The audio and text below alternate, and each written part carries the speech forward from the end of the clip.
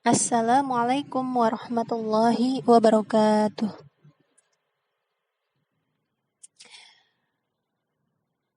Alhamdulillah, huwallazi arsala rasulahu bil huda wa dinil haqq liyuzhirahu 'alad dini kullih wa kafaa billahi syahida. Asyhadu an la ilaha illallah wa asyhadu anna Muhammadan abduhu wa rasuluh la nabiyya ba'da. Alhamdulillahirabbil alamin. Teman-teman, kita sampai pada pembahasan selanjutnya kali ini tentang sosiologi dalam paradigma cabang keilmuan atau pendekatan keilmuan sosiologi dan ilmu dakwah. Nah, teman-teman, sebelumnya mari kita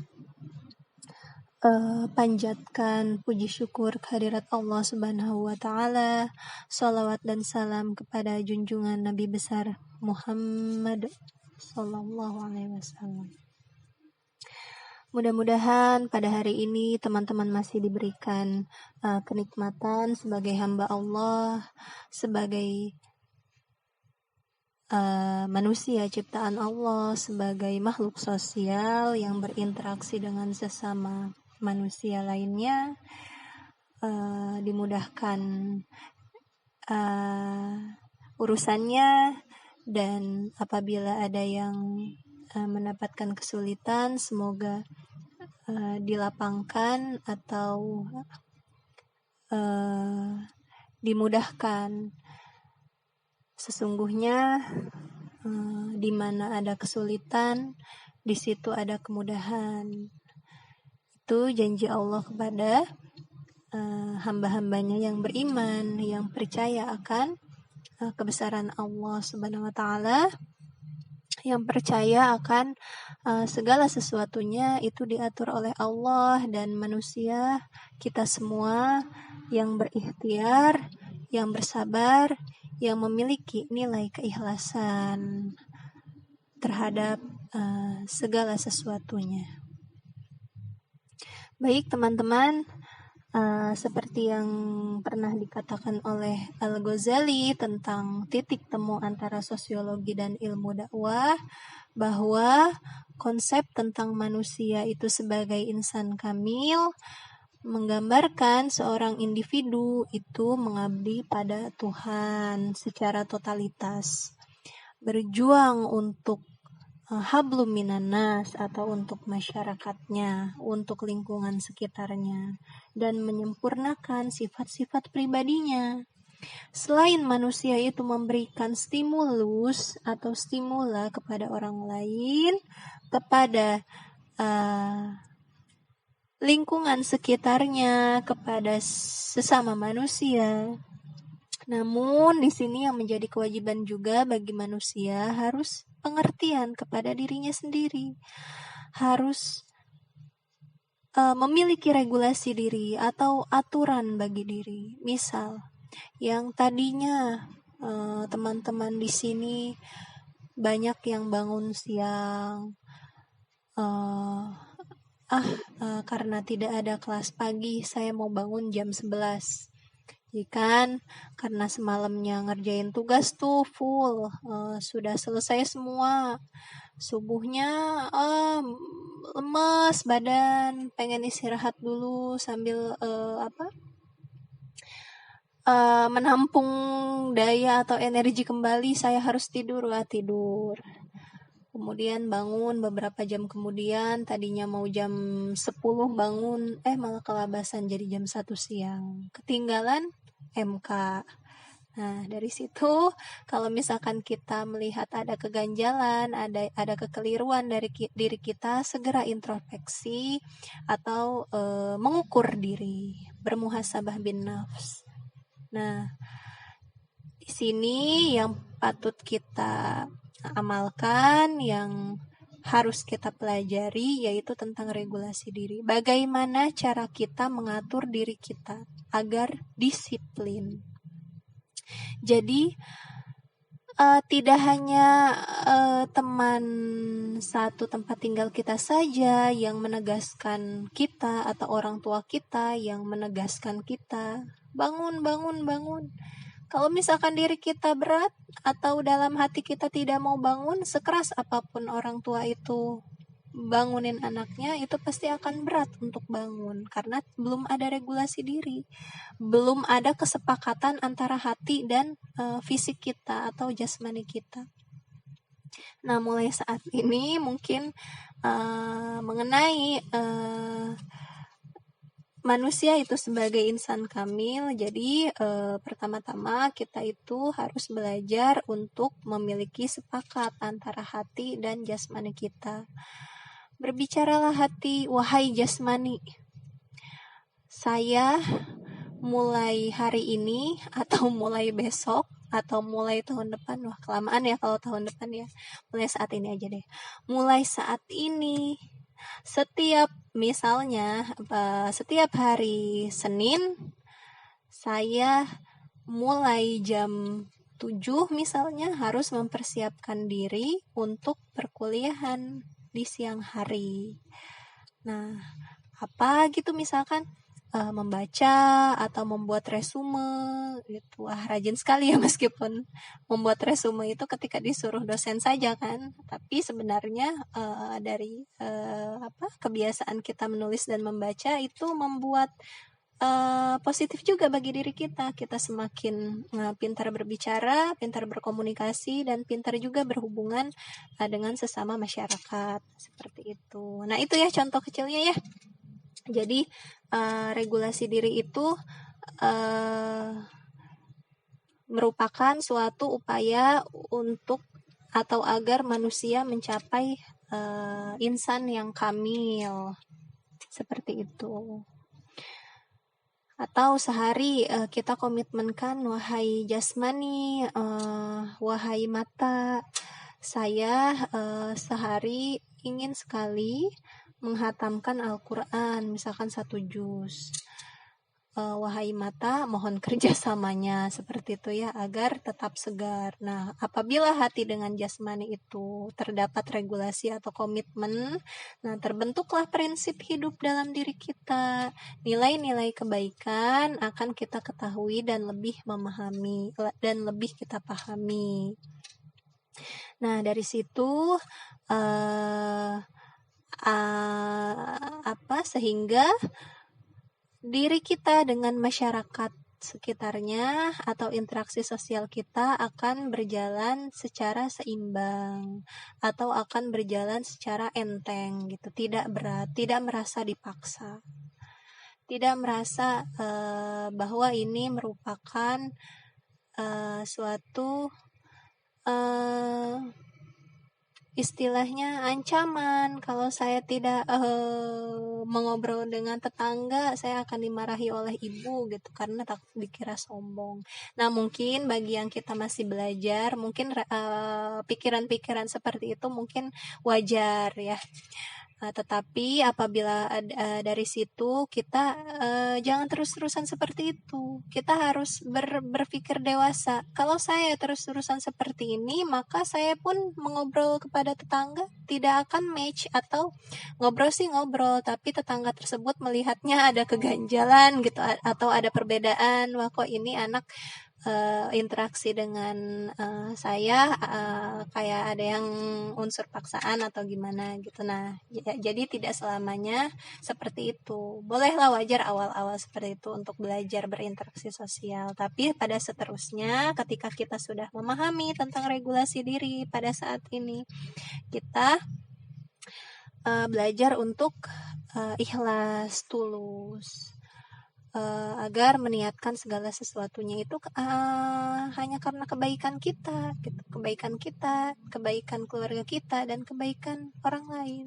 terutama kebaikan bagi diri kita terhadap Allah, karena di situ ada nilai pahala. Seperti itu.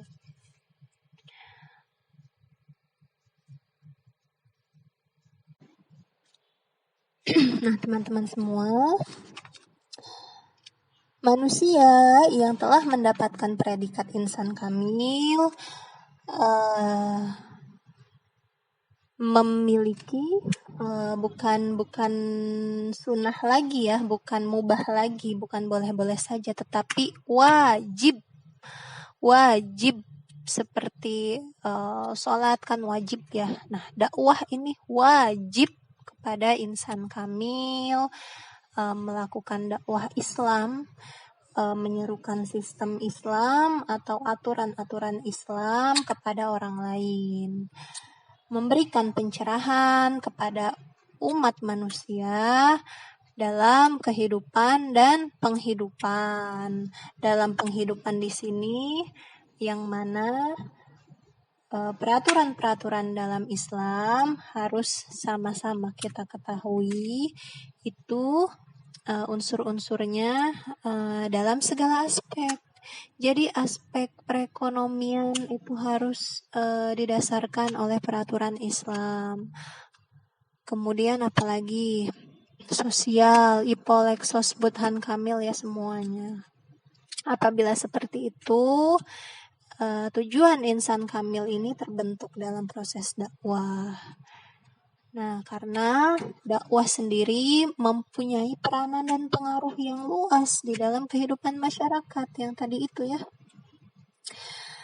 Tujuannya diharapkan dakwah dalam lingkup sosial atau sosiologi dakwah ini membawa perubahan menuju masyarakat yang lebih baik lagi.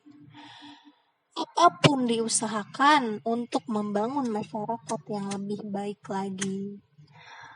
Metode apapun dilakukan untuk dan demi berintegrasi dengan ajaran Islam dan dakwah Islam.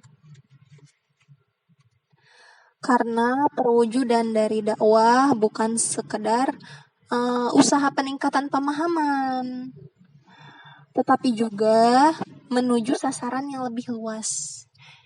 Jadi dulu kalau Nabi Muhammad itu istilahnya ekspansi dakwah. Jadi dari Madinah, kemudian ketika Mekah sudah berhasil Muhammad dan para pengikutnya kembali ke Mekah, kemudian berdakwah ke Mekah secara internal. Apabila sudah masyarakat di dalamnya terpenuhi, maka dakwah ini disebarluaskan ke penjuru dunia. Kurang lebih di sirahnya melalui 13 jalur sutra ya, kemudian jalur laut kan ya. Jadi antara negara ke negara gitu ekspansi. Nah, begitu juga dipelajari dalam MK ini bahwa sosiologi dakwah itu sasarannya lebih luas lagi gitu.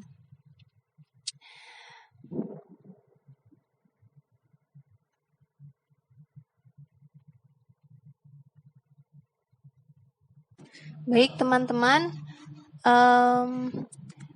berbicara tentang cabang ilmu sosiologi dakwah, kita juga dapat mensejajarkan ilmu sosiologi dakwah ini dengan keilmuan yang lainnya seperti antropologi dakwah, kemudian ada juga ilmu psikologi dakwah yang kita bersama-sama ada ya majelis ilmunya dengan ibu sendiri. Nah, jadi studi tentang manusia itu benar-benar dikaji dalam keilmuan ini, dalam keilmuan sosiologi, dalam keilmuan antropologi, psikologi, disejajarkan juga dengan ilmu-ilmu agama yang lainnya. Nah, studi tentang manusia dan bagaimana seharusnya manusia itu bermasyarakat, melakukan hubungan terhadap sesama, kemudian melakukan fungsi kekhalifahannya, telah banyak dilakukan oleh para ilmuwan Islam. Nah, di samping para ilmuwan Barat, harus kita utamakan pengetahuan keilmuan ini dilakukan oleh para ilmuwan Islam yang kita pun arahnya ada di ilmuwan Islam. Yang tadi ya, yang Ibu sampaikan atau yang saya sampaikan, pandangan Al-Ghazali. Al-Ghazali itu merupakan ilmuwan Islam. Beliau pun yang pernah merasakan bagaimana fenomena yang terjadi atau isu-isu yang terjadi sehingga mengakibatkan dirinya secara personal mengalami suatu eksperimen yang sangat luar biasa terhadap dirinya sendiri. Tuh.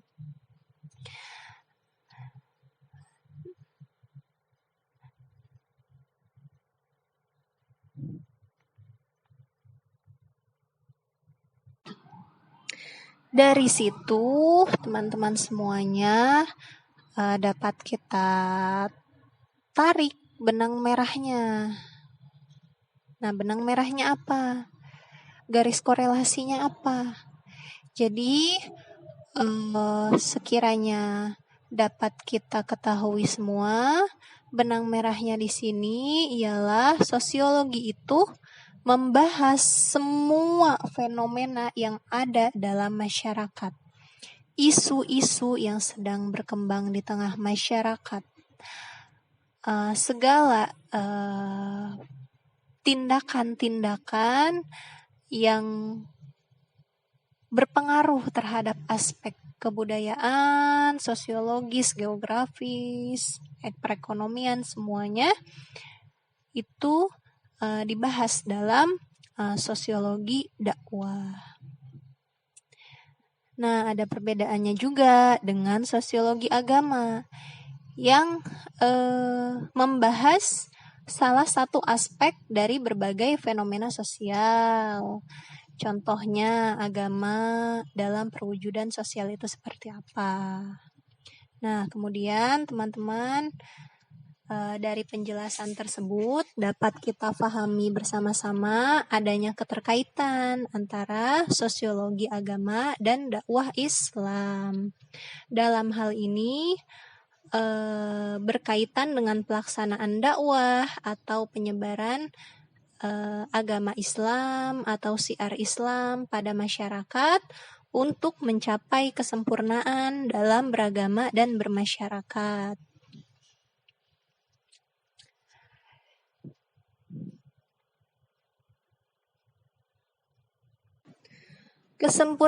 Kesempurnaan dalam beragama yang tadi yang sudah kita bersama ketahui bahwa diri kita harus memiliki nilai keikhlasan, ketulusan, yaitu tauhid kepada Allah dengan cara regulasi diri yang bertujuan untuk membentuk komitmen yang akan menciptakan prinsip hidup agama atau prinsip hidup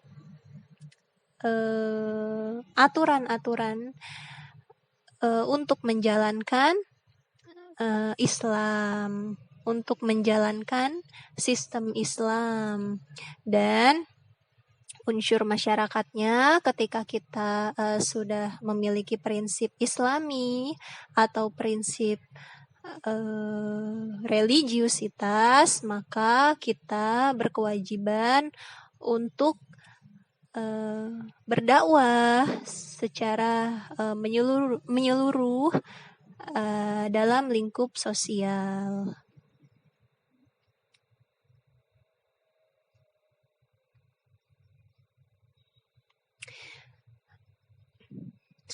Baik teman-teman, sementara itu yang dapat saya sampaikan dalam pembahasan cabang ilmu dakwah atau korelasi dengan ilmu sosiologi.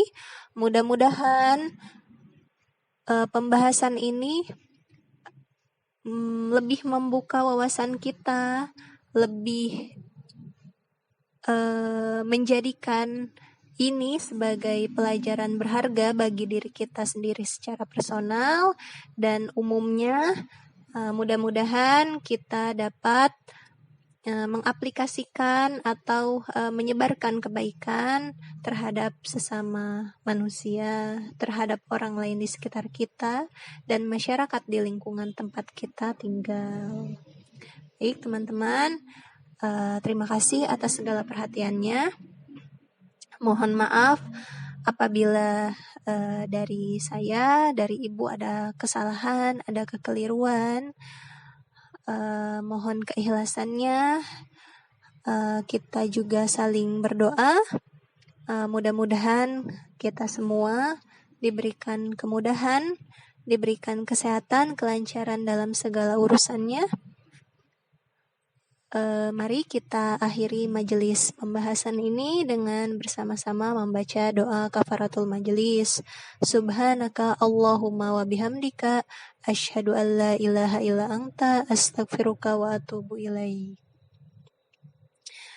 Alhamdulillahirabbil alamin. Wassalamualaikum warahmatullahi wabarakatuh.